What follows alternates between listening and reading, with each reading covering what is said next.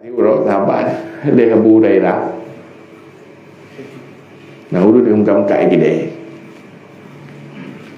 Ya abu daerah kena aku dia. Hai pula lah orang ini kai pai si masjid dengan bagi warisan lu ni. Putok dia ke pelung dia ke masjid bagi dia kau urung kamu ber. Langsung gua baju panah kau urung bagi warisan. Putih yang nah.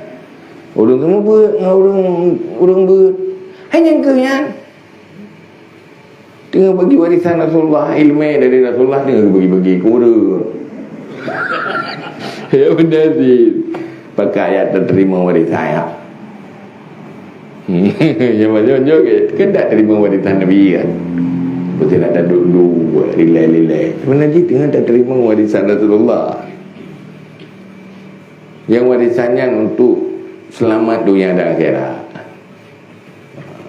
Jadi intinya yang saran ni ya buat lembab sabar, menjadi pribadi yang sabar dan baik salah sabar ya. Lainnya tanya baik tak buat babak titau anda duri urung be kali dah berah sabar itu kan ada batasnya. Ada batas sabar. Selalu sabar. Tak ada batas. Siapa batas sabar? Saya boleh sabar tapi pening Nabi.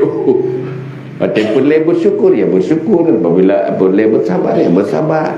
Tak ada nak berah. Sabarnya kena batasnya. Alasan iblis mengambil dah sabar. Tapi kita betul. Ya pakan betul mana? Ku dengar pegah ini. Pegah ahli artis, pegah ahli nampak pada terima ilmu ni. Maka pegah malla syaikhala fa syaitanu syaikhu. Siapa yang tidak punya guru pembimbing, maka syaitan jadi pembimbingnya. Maka harus nak gurai, baik salah pakai. Hanjuk bahaya dia kerja batai urung belah ubat.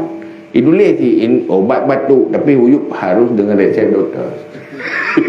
Dia kata debu batuk je baju hanjut punya hana resep doktor. Salah.